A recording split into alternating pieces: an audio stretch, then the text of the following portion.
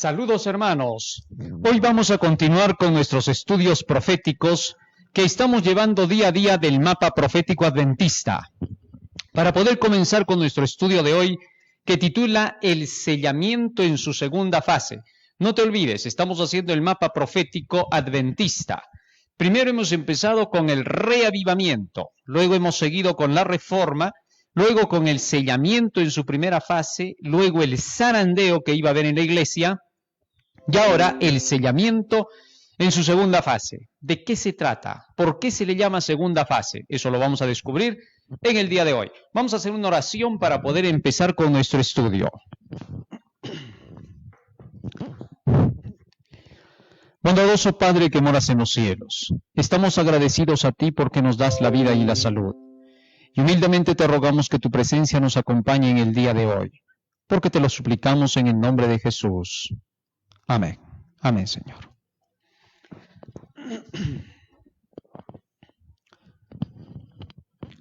Cuando hemos hablado acerca del sellamiento en su primera fase, descubrimos que el sello de Dios es el día de reposo, el día sábado. Todos los que entran en la aceptación del día sábado como día de reposo, están reconociendo el reposo en Cristo Jesús. Vale decir que están aceptando que ahora descansarán de sus obras, como Dios descansó de sus obras en el sexto día, para que el séptimo día pudiera ser un día creado especialmente para el descanso. Asimismo, los hijos de Dios que aceptan la verdad del día sábado, dejan y cesan de hacer sus obras mundanas, y ahora entran en el reposo en Cristo. ¿Para qué? Para hacer las obras de Cristo. Y así cesan del pecado que les traía la angustia y la desolación en la tierra.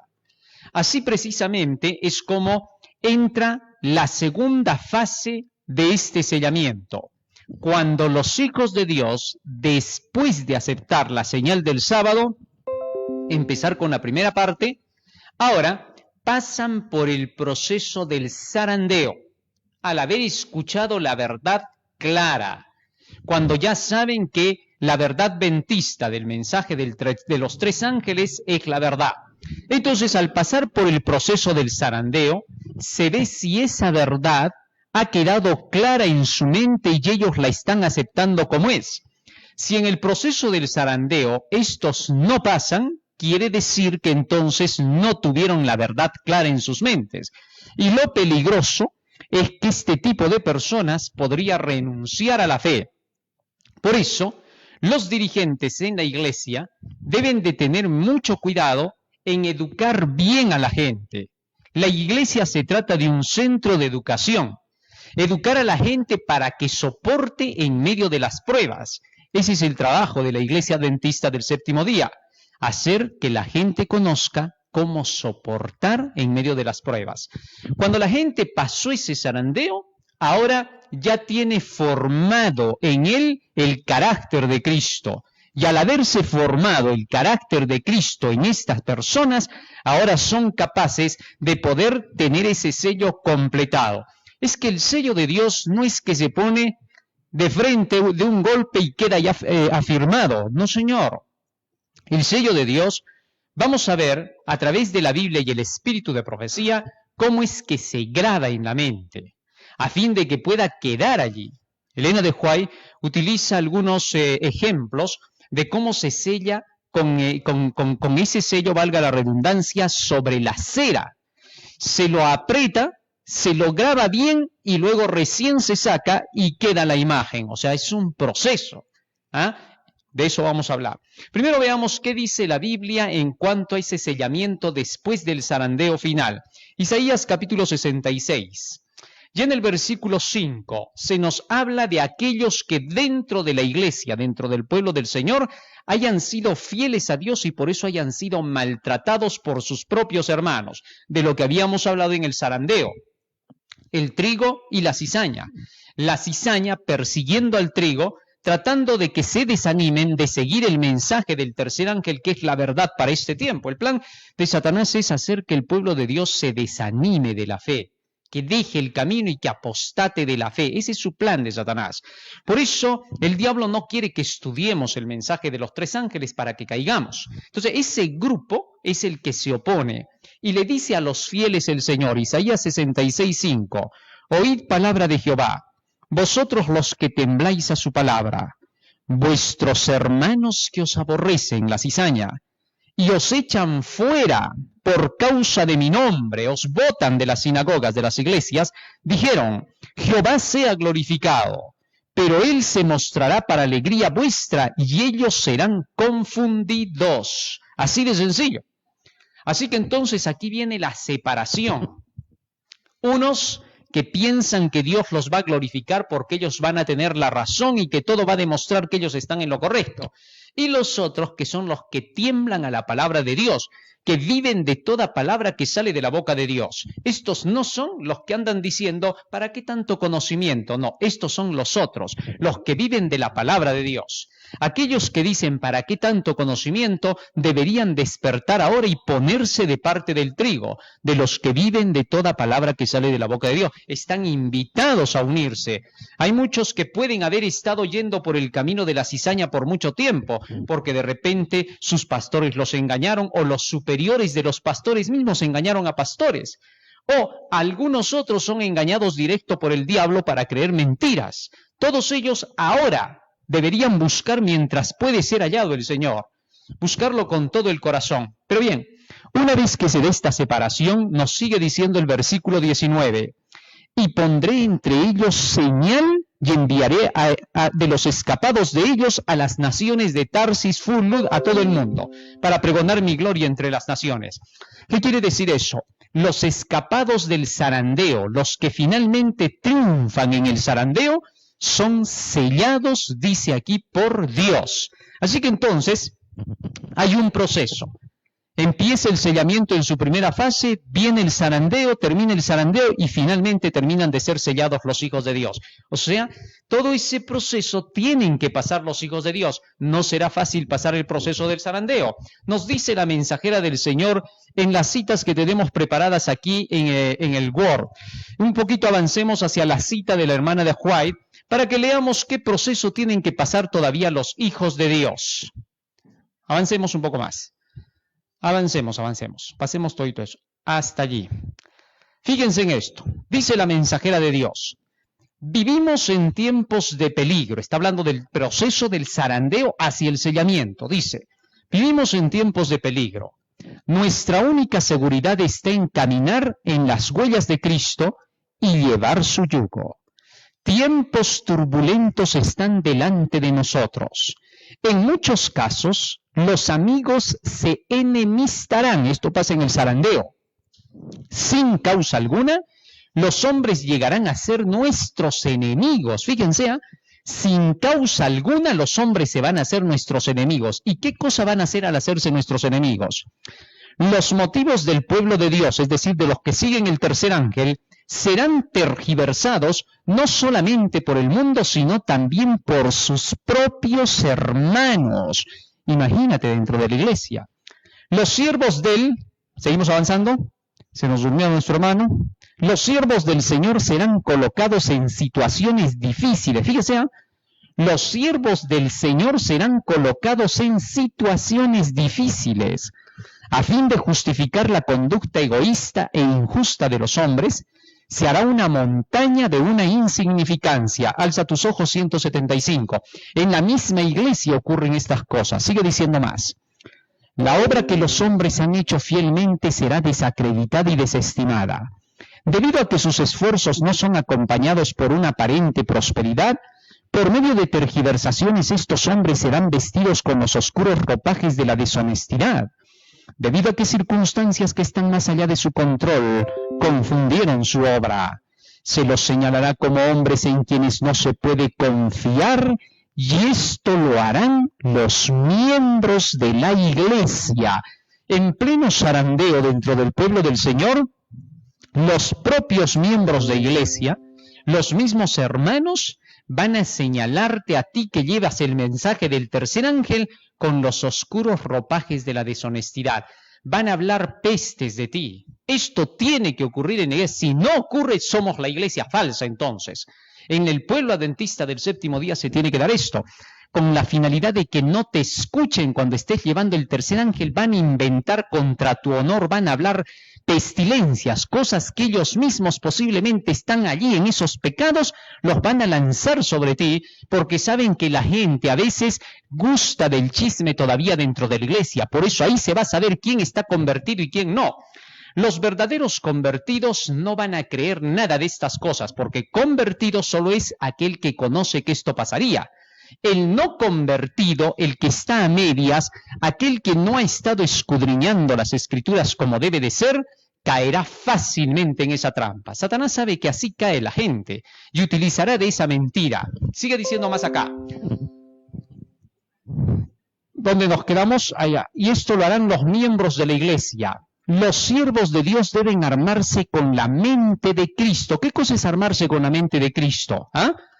Deben de estar llenos de lo que dice la palabra del Señor. La mente de Cristo estaba llena de la palabra. Conocía todo lo que tenía que pasarle y por eso resistía, solo porque ya sabía. Él dijo, en mi corazón he guardado tus dichos para no pecar contra ti. Así que Jesús vivía de toda palabra de su Padre. Y cuando le hacían de todo, él decía, ya estaba escrito, así me tenía que pasar. Y eso lo hacía resistir. Tú también tienes que armarte con la mente de Cristo. No deben esperar que escaparán del insulto. Fíjate, ¿eh? Esa palabrita, guárdatela. No deben pensar que van a escapar del insulto. Te van a insultar de todo. ¿Qué importa? Así es. Y la tergiversación. Van a tergiversar tus palabras, tus actos, todo. Se los tildará de excéntricos y fanáticos. Pero nadie debe desanimarse. La mano de Dios está sobre el timón de su providencia, guiando su obra para la gloria de su nombre. Alza tus ojos, 175. Fíjate lo que dice acá. Nadie debe desanimarse. Si tú te desanimas en medio de esto por lo que oyes o por lo que digan de ti mismo, porque no solamente te vas a desanimar por el hecho de que oigas, sino que a ti mismo te van a atacar. Recuerdo que una hermana se acercó uno de estos días antes de que empezara todo este barullo, y de pronto se acerca y me dice, hermano, la realidad es que me han dicho tantas cosas negativas contra los que predican el tercer ángel, que pensé que ya esto no era la verdad. Ya quería desanimar. Pero me puse fuerte, dijo ella, y seguí soportando. Pero ahora, por haber soportado y por no haber creído todas esas mentiras que hablaban contra los que llevan el tercer ángel aquí, ahora han comenzado a hablar contra mí, me dice. Y me han llenado de cosas, pero horribles. Han hablado contra mi honor prácticamente. Yo ya estoy en la basura con todo esto. Sin duda, eso es lo que hace la cizaña. Primero viene y te llena en contra de los que llevan el evangelio. Cuando ya no te puede llenar, cuando se da cuenta que eres un cristiano poderoso y genuino, de furia se les mete inmediatamente el mal, así como a Judas cuando comió el pan al salir de la Santa Cena, e inmediatamente comienzan el ataque ahora contra ti. Es increíble. Cuando este tipo de personas ya no pueden encontrar razones para atacarte porque te encuentras fiel a Dios, entonces busca un pretexto más y te acusa a ti. Así que ten cuidado, porque eso tiene que pasar. Por eso, cuando este tipo de cizaña trate de desviarte de la fe, como dice acá, los propios hermanos de la iglesia son los que van a hacer eso, entonces no los escuches. Hazte el sordo, hazte el ciego y hazte el mudo. ¿Por qué? Porque así es como tendrás tu triunfo en Cristo. Tú solo crees al escrito está, nada más. Todo lo demás para ti no sirve. Cuando llegues a ese punto, recién te has convertido y tienes el carácter de Jesús. Para poder entrar en el reino celestial se necesita su carácter. Muy bien. Ahora, ¿cómo fue el sellamiento en tiempos pasados? Vamos a ver, ¿qué dice el libro de Éxodo capítulo 12? Vamos a leer lo que dice Éxodo capítulo 12. Allí vemos nosotros la marca que se puso del carácter de Jesucristo, ¿sí? Porque el sello, ahora fíjate en qué termina, no solamente era el proceso de que se tenía que pintar las paredes y los dinteles en tiempos de Moisés, no solo es el proceso de aceptar la verdad del sábado, sino que ahora debemos de llegar a ser santificados por esa verdad. O sea, esto es un proceso. Y vamos a ver cómo se da esta segunda parte, donde tenemos que llegar a alcanzar a tener el carácter de Jesucristo. Veamos la ilustración bíblica. En el libro de Éxodo capítulo 12, a fin de que pudiera ser puesto el sello de sangre. La sangre representa la vida de Cristo y por lo tanto el sello abarca hasta ese punto. Éxodo capítulo 12, versículo 1. Habló Jehová a Moisés y a Aarón en la tierra de Egipto diciendo: este mes os será principio de los meses para vosotros. Será este el primero de los meses del año. Tenemos ahí los textos, por favor. Y dice en el versículo 7, tomarán de la sangre y la pondrán en los dos postes y en el dintel de las casas en que lo han de comer. Dios les dijo que trajeran para ese día el cordero de la Pascua porque iban a ser libertados. La Pascua representaba el día de la liberación, ¿correcto? No te olvides nunca eso, el día de la liberación. El pueblo de Dios debe ser libertado. Entonces iban a salir de Egipto y Dios les dijo que pusieran la sangre de este cordero en las paredes y en los dinteles de sus puertas, en los postes y en los dinteles. Y aquella noche comerán la carne asada al fuego y panes sin levadura, con hierbas amargas lo comerán. Fíjate, en medio del tiempo en que se estaba poniendo el sellamiento, desde que se estaba poniendo la sangre para marca, de que el ángel destructor no matara a los hijos de Dios al ver esa señal, ese sello, esa misma noche, todo ese proceso del sellamiento fue comiendo la carne asada. ¿A qué cosa representaba comer la carne asada? Cristo dijo, el que no come mi carne y bebe mi sangre no tiene vida eterna en sí mismo.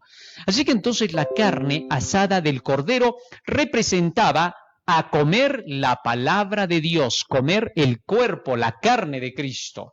Y en ese mismo capítulo, fíjate lo que dice en el libro de San Juan, capítulo 6, versículo 51 al 53. Dice así la Escritura. Capítulo 6, versos 51 al 53. Dice: yo soy el pan vivo que descendió del cielo. Si alguno comiere de este pan, vivirá para siempre.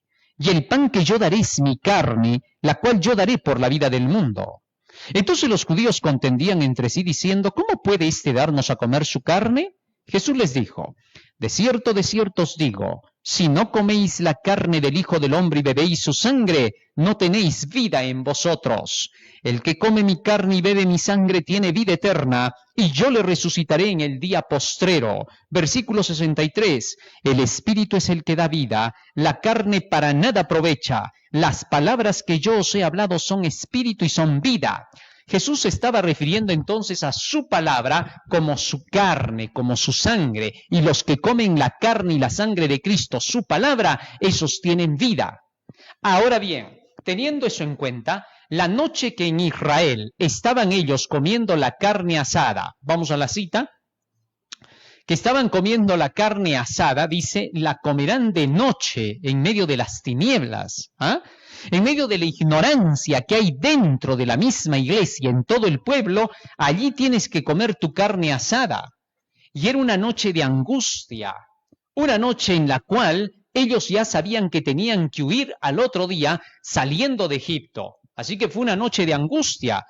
La comerán la carne asada al fuego, que es la palabra de Dios, no es mi palabra como fuego, y panes sin levadura, es decir, la palabra pura, sin contaminación, porque la levadura representaba a la doctrina de los fariseos. Eso lo puedes leer en el libro de San Mateo, capítulo 16.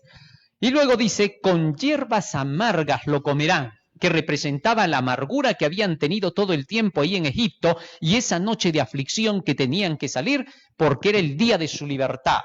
Así que, previo a la libertad fue una noche de aflicción, porque tenía que pasar el ángel que iba a eliminar a todos los primogénitos de Egipto, los iba a eliminar, es decir, matar a todos los primogénitos. Entonces, ¿qué pasa?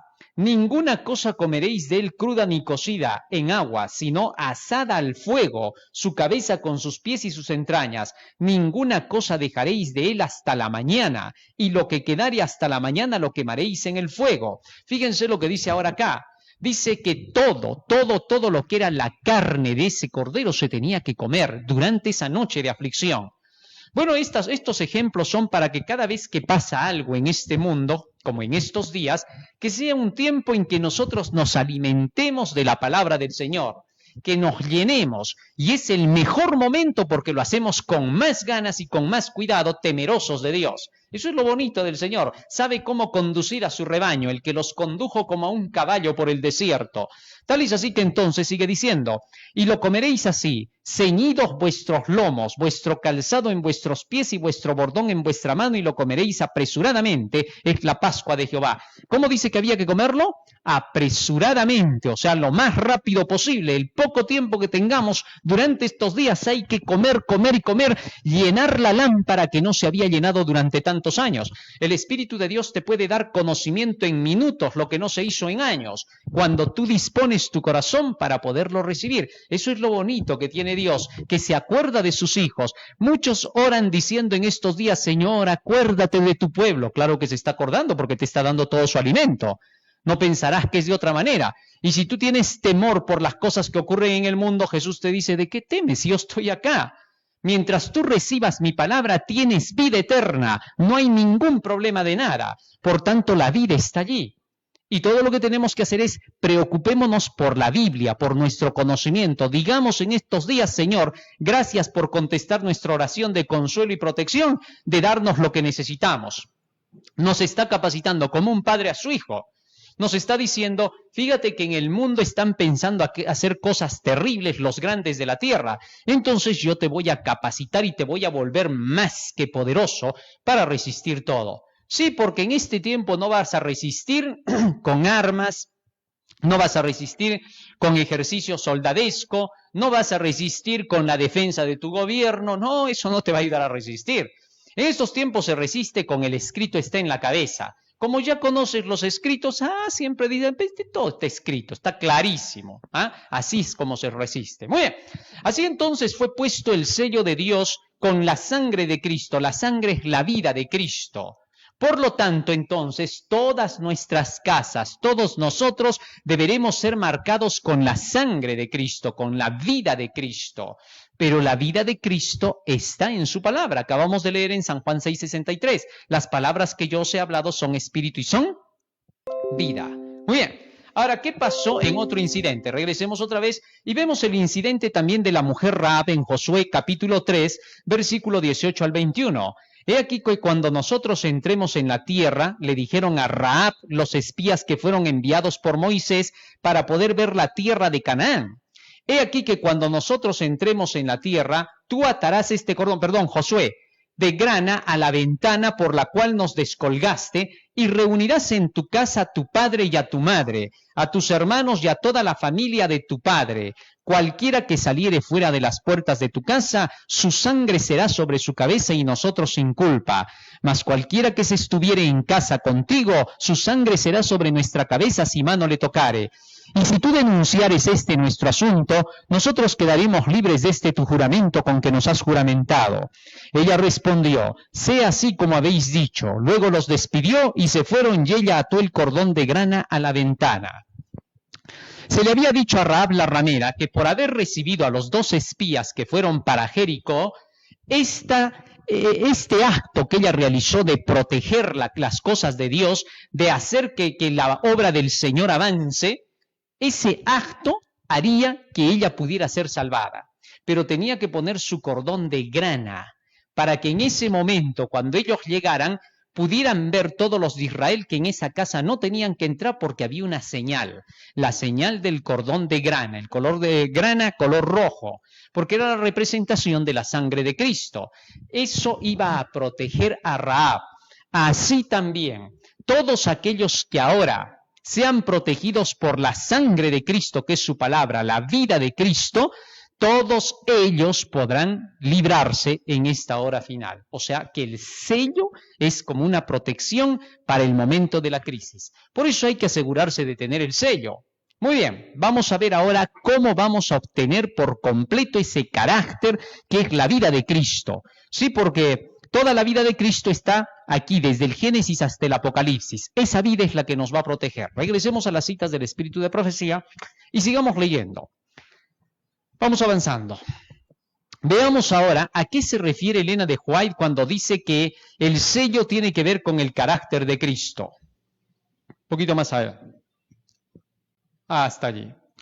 Dice aquí, tan pronto como el pueblo de Dios sea sellado en su frente, no se trata de un sello o marca que se pueda ver, sino un afianzamiento en la verdad, tanto intelectual como espiritualmente. El sello comienza por ser un afianzamiento en la verdad, estar seguros de la verdad, tanto intelectual como espiritualmente, es decir, que hayamos comprendido bien la verdad.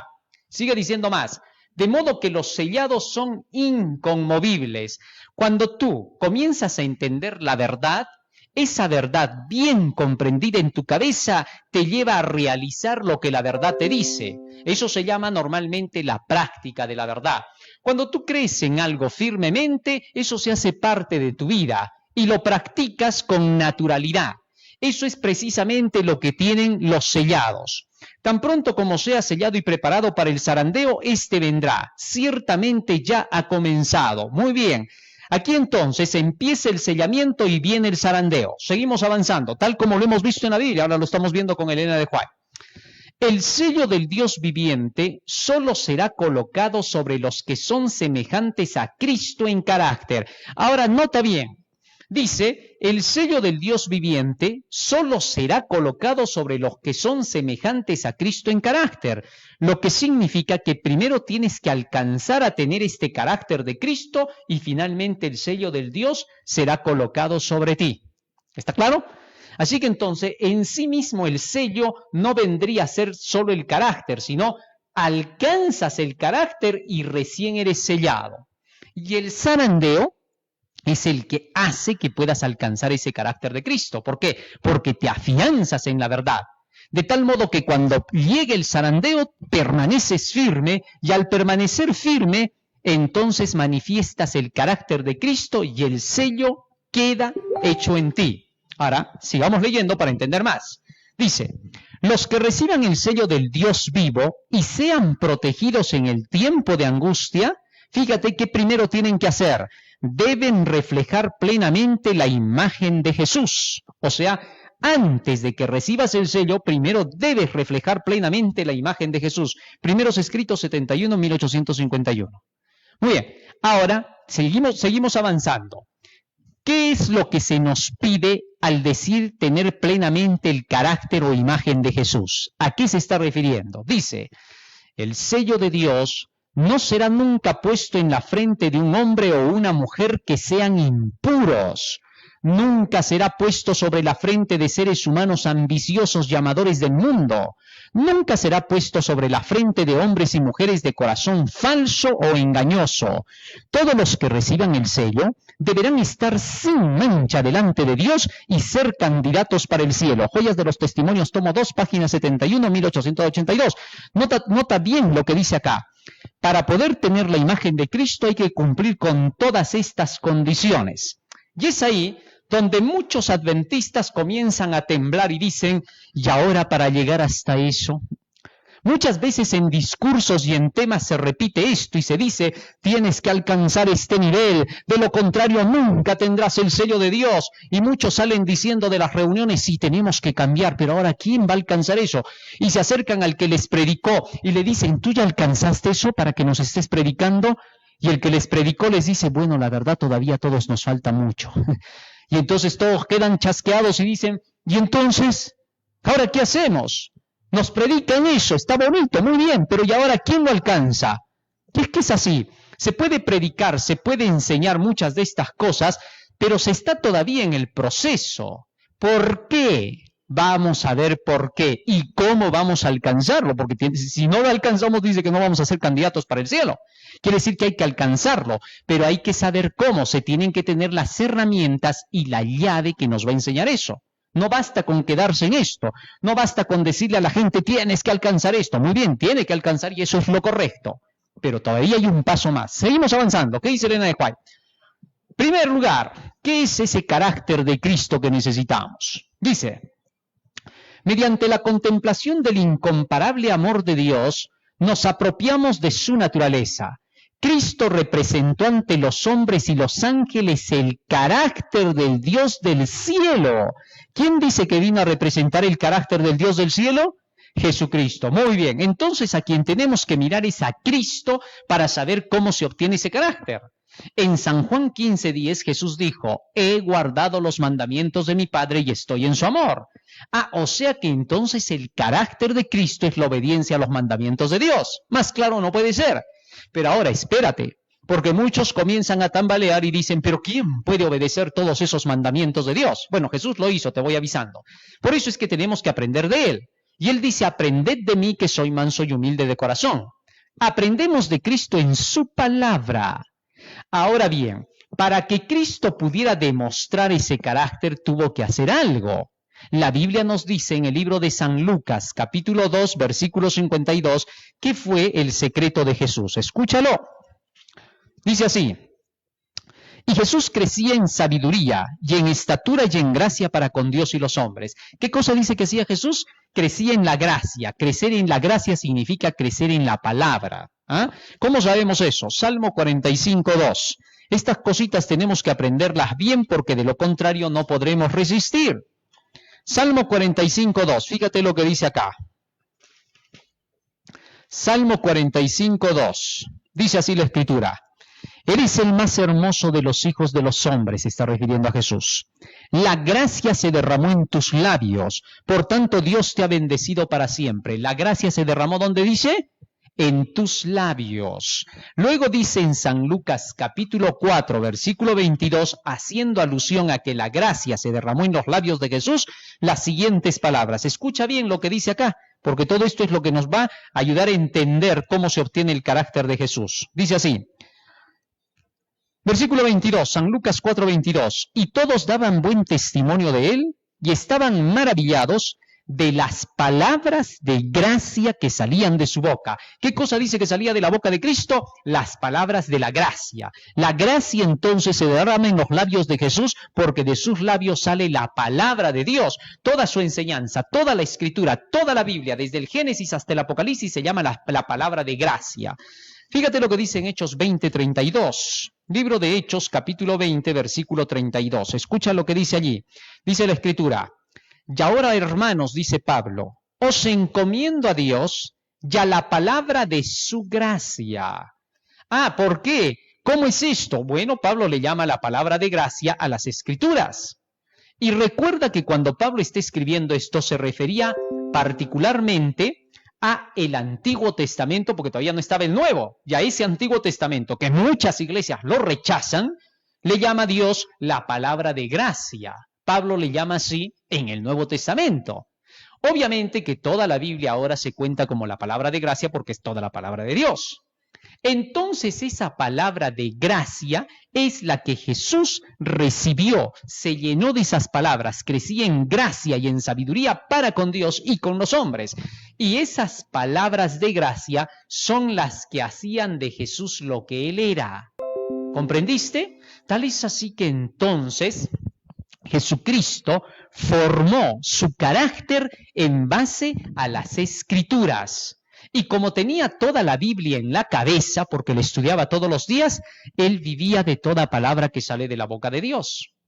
O sea, aquí el punto clave para tener el carácter de Cristo es asegúrate de tener primero su gracia dentro de ti. Sigo leyendo lo que dice Elena de White y por favor sigue la lectura para que lo puedas entender bien. Dice, demostró que cuando la humanidad depende enteramente de Dios, a través de su palabra, los hombres pueden guardar sus mandamientos y vivir, y su ley será como la niña de sus ojos. Testimonios para Ministros 226. Fíjate que Jesucristo demostró eso. ¿Cómo? Escúchalo bien. Dice acá. Vamos un poquito más. Ahí está. Antes de pasar a este punto, vamos un poquito más adelante. Quiero que leamos ahí otra cita que se nos ha invertido acá. Pero igual, vamos a entenderlo. Vamos un poco más. Se me ha ido muy adelante. Ahí está. Aquí está, a ver. A ver un poquito más. Hay una cita que nos... Ahí está, este. Listo. Escúchalo bien. Esta es la cita que buscamos. aprender de Cristo, anótalo bien, aprender de Cristo significa recibir su ¿qué? Su gracia, es decir, su palabra, la cual es su carácter. Pero aquellos que no aprecian ni, seguimos avanzando, aprovechan las preciosas oportunidades y las sagradas influencias que les son concedidas en la tierra, no están capacitados para tomar parte en la devoción pura del cielo. Su carácter no está modelado de acuerdo con la similitud divina. ¿Te das cuenta que para poder tener la similitud divina tienes que modelar tu vida de acuerdo con esta palabra? Esa palabra es la vida de Jesús. Ahora bien, seguimos leyendo. Por su propia negligencia han formado un abismo que nada puede salvar. Entre ellos y la justicia se ha formado un gran cima. Palabra de vida del Gran Maestro 215. O sea, en otras palabras, cuando tú no sigues lo que dice el escrito está, tú no puedes tener el carácter de Jesucristo. Ahora, armo esto. El carácter de una persona está conformado por todo lo que es ella. Si una persona es mentirosa, si una persona es inventora, si una persona es ociosa, negligente, si no le gusta trabajar, todo eso es su carácter. No vayas a confundir el carácter con el mal genio, ¿eh? El genio es otra cosa, el renegón ese que es fosforito, que se... No vas a confundir eso. Hay personas que dicen, tengo mal carácter, pero ¿a qué se están refiriendo? A veces piensan que renegar, ser renegón es mal carácter. No, es mal genio. El carácter en realidad es todo lo que es la persona. El carácter está conformado por cada acción de la persona. Entonces, para que tu carácter sea formado al carácter de Cristo, antes de que se note el carácter de Cristo en ti, primero tienes que asegurarte de que ese carácter está dentro de ti. No puedes manifestar por fuera lo que no eres por dentro. Proverbios 23:7 dice, tal es el hombre en su pensamiento, tal es él en su acción. Tal es así que antes de que manifiestes el carácter de Cristo por fuera, primero tendrás que tenerlo por dentro. Y hemos visto que Elena de White dice que el carácter de Cristo es su palabra, su gracia. Entonces, cuando tú te llenes de la gracia de Cristo, de la palabra de Cristo, tú recién representarás ese carácter de Cristo. Ahora, el apóstol nos dice que para poder ser sellados de esa manera, hay alguien que se encarga de hacerlo. Vamos a ver. Libro de Efesios, capítulo 4, versículo 30. Efesios 4:30, y ahí retrocedemos un poco nuestras citas para poderlas ubicar donde estábamos. Efesios 4:30, escucha lo que dice acá. Dice, y no contristéis al Espíritu Santo de Dios, con el cual fuisteis sellados para el día de la redención. Ahora, muchos leen esta cita, este texto, y dicen, ¿ves? El sello no es el sábado, el sello es el Espíritu Santo. No. El texto no está diciendo que el sello es el Espíritu Santo. El texto está diciendo que somos sellados con el Espíritu Santo. Lo que significa es que el Espíritu Santo es el que pondrá el sello en nosotros. ¿Qué sello? La orden es clara. Libro de Isaías, capítulo 8, versículo 16. ¿Qué orden se le da al Espíritu Santo? Isaías 8:16. Dice, ate el testimonio, sella la ley entre mis discípulos. Es al Espíritu Santo al que se le da el trabajo de atar el testimonio y sellar la ley en los discípulos de Cristo, es decir, sellar el sábado, porque ya hemos estudiado de esa parte. Ahora, ¿cómo lo hace? Vamos a ver, libro de Ezequiel, capítulo 36, versículo 27. Ezequiel 36, 27, fíjate cómo lo hace. Dice acá, y pondré dentro de vosotros mi espíritu, y haré que andéis en mis estatutos, guardéis mis preceptos y los pongáis por obra. ¿Eso qué quiere decir? Cuando Dios te da su espíritu, ese Espíritu Santo se encarga de que puedas llegar a obedecer los mandamientos de Dios. Por eso el texto dice, pondré dentro de vosotros mi espíritu y haré que andéis en mis mandamientos. Tú no puedes obedecer los mandamientos de Dios, no puedes llegar a obtener el carácter de Cristo, que es la obediencia a esos mandamientos, que ya lo vimos hace un momento. No puedes llegarlo a obtener si primero no tienes el espíritu. Fíjate lo que dice Jesús acerca del Espíritu. San Juan capítulo 6, versículo 63. San Juan 6, 63. Dice así la Escritura. El Espíritu es el que da vida. La carne para nada aprovecha. Las palabras que yo os he hablado son espíritu y son vida. Fíjate bien lo que está diciendo aquí la palabra del Señor. Todas las Escrituras dice que son espíritu y son vida, porque el Espíritu Santo te habla a través de las Escrituras. Él mismo la dictó, Él mismo inspiró a los escritores de la Biblia. O sea que cuando tú vienes a la Biblia, el Espíritu Santo está saliendo de ella y te está dando a ti el conocimiento de la verdad, que al recibirlo tú es recibir el Espíritu de Dios. Y al tener ese espíritu, el conocimiento de la palabra dentro de ti, ese conocimiento de la palabra hace que tú puedas guardar toda la ley, porque el Espíritu Santo es el que hace que obedezcas los mandamientos. Hace un momento lo hemos leído. ¿Qué decía? Pondré mi espíritu en ellos y haré que anden en mis mandamientos. Y ahora dice Jesús que su espíritu es su palabra. Cuando la palabra de Dios está morando en ti, ella hace que guardes los mandamientos. Primera de Juan capítulo 3, versículo 22, entonces se cumple lo que dice el apóstol aquí. Primera de Juan capítulo 3, versículo 22. Fíjate lo que dice acá. Dice la Escritura, y cualquier cosa que pidiéremos la recibiremos de Él, porque guardamos sus mandamientos y hacemos las cosas que son agradables delante de Él. Y este es su mandamiento, que creamos en el nombre de su Hijo Jesucristo y nos amemos unos a otros como nos lo ha mandado. Y el que guarda sus mandamientos permanece en Dios y Dios en él. Y en esto sabemos que Él permanece en nosotros, por el Espíritu que nos ha dado. O sea, que cuando el Señor nos da su Espíritu, permanecemos en Él. Y dice que permanecemos en Él cuando guardamos sus mandamientos. Entonces es el Espíritu el que hace posible la obediencia a los mandamientos de Dios. Solo teníamos que entender esa parte, que llenarse del Espíritu es llenarse de la palabra. Y cuando estemos llenos de la palabra, esas enseñanzas harán que guardemos los mandamientos. ¡Qué interesante! Ahora, ¿qué nos dice el Espíritu de profecía sobre eso que acabamos de descubrir? Vamos a ver. El Espíritu está en la palabra. Esto es lo que necesitamos entender, porque esa es la conclusión a la que hemos llegado. Que el Espíritu sale de la palabra y que ese Espíritu es el que hace que obedezcamos los mandamientos. Dice la mensajera de Dios. Cada verdadero investigador de la palabra eleva a Dios su corazón e implora la ayuda del Espíritu. Y pronto descubre aquello que lo lleva por encima de todas las declaraciones ficticias de quien se considera maestro, cuyas teorías débiles y vacilantes no están respaldadas por la palabra del Dios viviente. Esas teorías fueron inventadas por hombres que no habían aprendido la gran lección que el Espíritu de Dios y la vida están en su palabra. ¿Qué te parece? Fíjate lo que dice aquí la mensajera de Dios.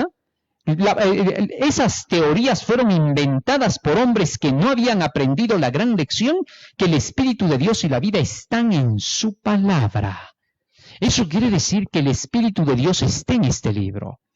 En la visión de Zacarías, se dice que él vio que de 2 olivos salía el aceite, que es el Espíritu, hacia la lámpara, y los 2 olivos representaban al Antiguo y al Nuevo Testamento. No te olvides.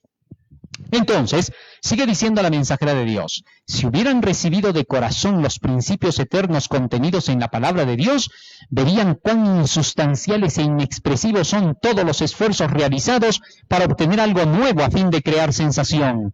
Necesitan aprender los primeros rudimentos de la palabra de Dios. Después de eso podrán poseer la palabra de vida para el pueblo, que pronto distinguirá la paja del trigo, porque así lo prometió Jesús a sus discípulos. Carta 132, 1900. Así que llegamos a la conclusión correcta, que el sello de Dios es puesto por el Espíritu Santo. Cuando el Espíritu es puesto dentro de nosotros a través de la palabra, y ese Espíritu es el que nos hace guardar los mandamientos de Dios, incluido el sábado, para tener el sello del Dios viviente. ¡Qué maravilloso! Ahora bien, profundicemos en algo más. ¿Cómo llegaremos a obtener el carácter de Cristo. Lo hemos visto a través de la Biblia. Veamos qué dice el espíritu de profecía. Cómo ese carácter se va a formar en nosotros para alcanzar esa perfección que se necesita. Se necesita ser sellado por el espíritu, dice la mensajera de Dios. Así como la cera recibe la impresión del sello, así el alma de recibir la impresión del Espíritu de Dios y ha de retener la imagen de Cristo. Maranata 227. Fíjate, como la cera recibe la impresión del sello. ¿Alguna vez has visto cuando se sella sobre la cera?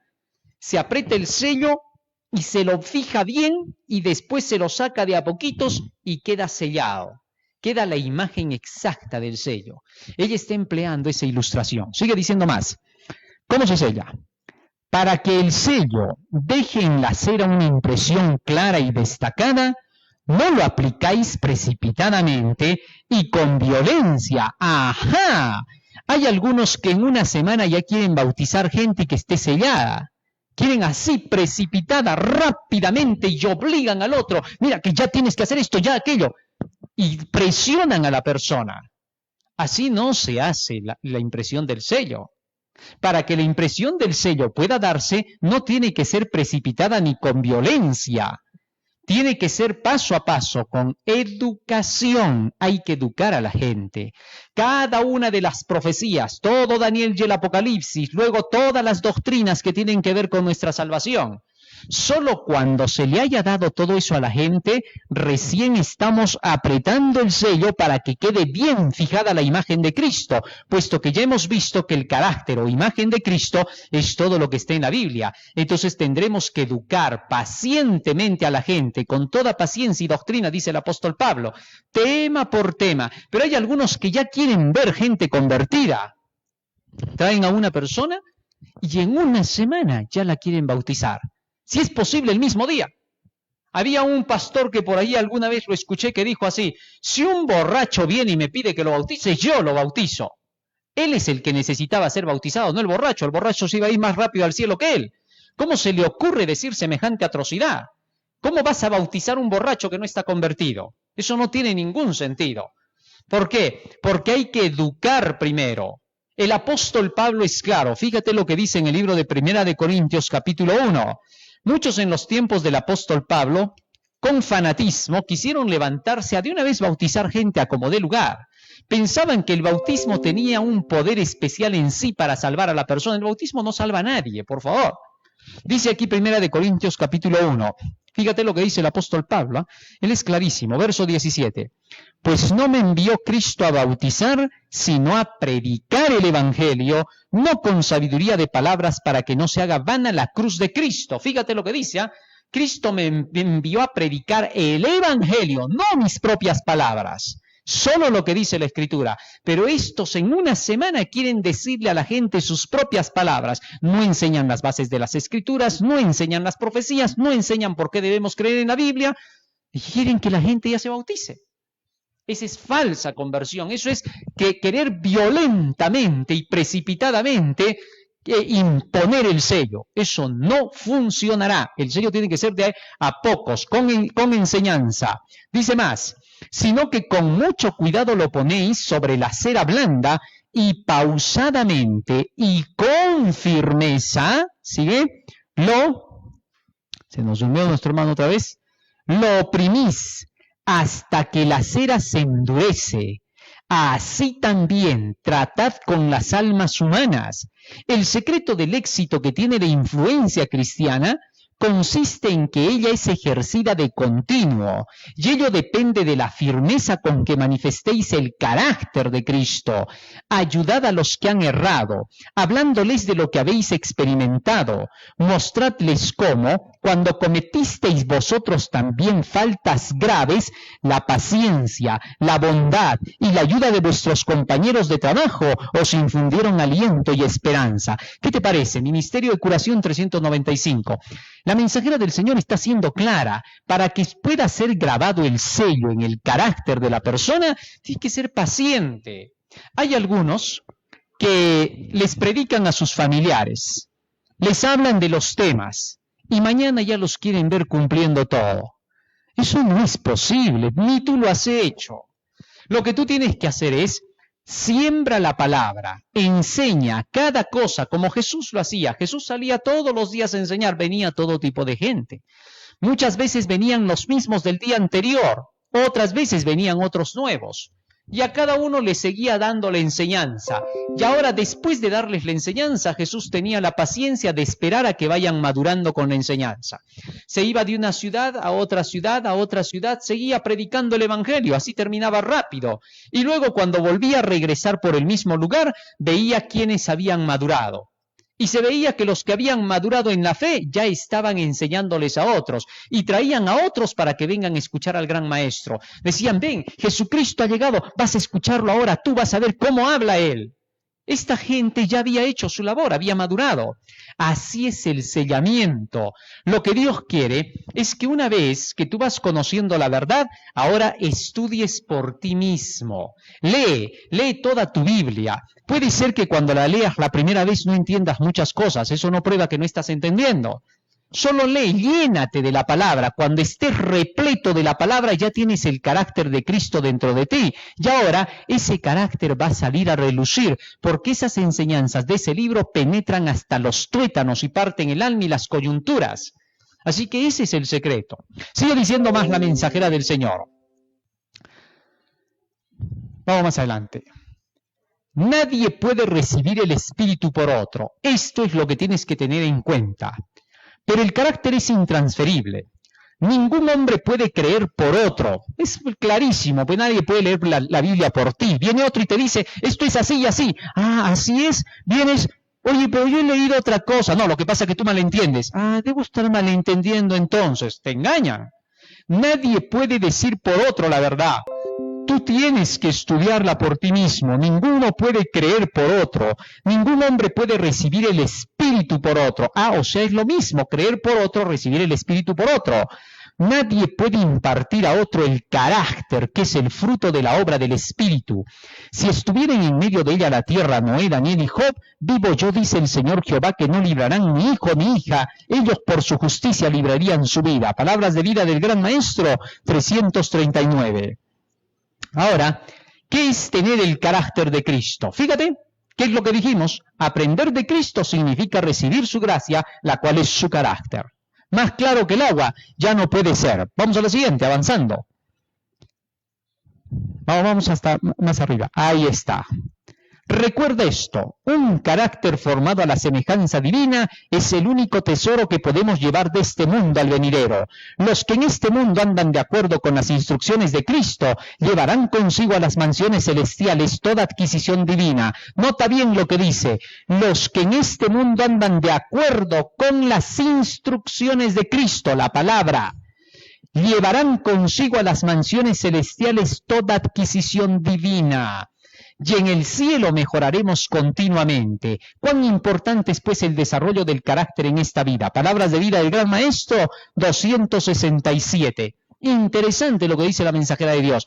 Llenémonos de la palabra. Y al llenarnos de la palabra nos estamos llenando del carácter de Cristo, que es lo único con lo cual entraremos en el reino celestial.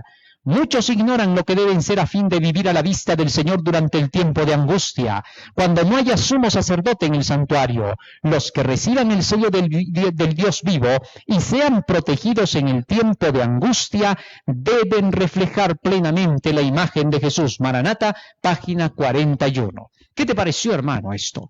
Cada uno de nosotros tenemos que hacer un estudio detenido de las Escrituras por nosotros mismos. Cuando nos llenemos de este santo libro, ya estaremos llenos del carácter de Jesús. Ya estaremos pensando como Jesús, porque Jesús pensaba todo lo que decía este libro. Tan lleno estaba de este conocimiento que su vida solo se desarrollaba de acuerdo con lo que había leído. No es más.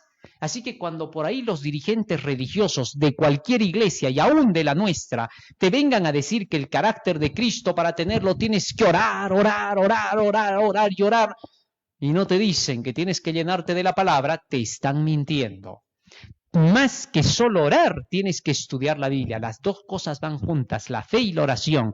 La fe es por el oír de la palabra de Dios y la oración va acompañada, porque sin oración tampoco vas a estudiar la Biblia. Oras, estudias, y cuando oras y estudias y te llenas de la palabra de Dios, te estás llenando del carácter de Cristo.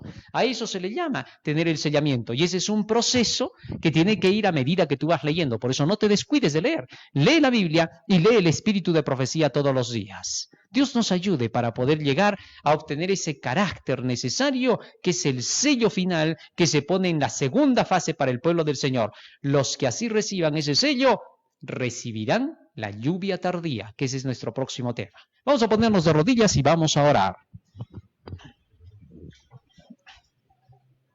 Bondadoso Padre que moras en los cielos, te agradecemos, Padre Santo, por habernos dado tu santa palabra en el día de hoy. Y te rogamos que tu Espíritu, Señor, nos ayude para poder estar llenos de él, a través del conocimiento de tu verdad, y de esa manera, Señor, reflejar tu carácter, puesto que todos los que estudian tu palabra van siendo formados, Señor, por la imagen de tu Espíritu, y finalmente llegarán a obtener aquello que necesitamos para poder soportar en el tiempo de angustia. Quédate ahora con nosotros y acompáñanos, en el nombre de Jesús. Amén. Amén, Señor.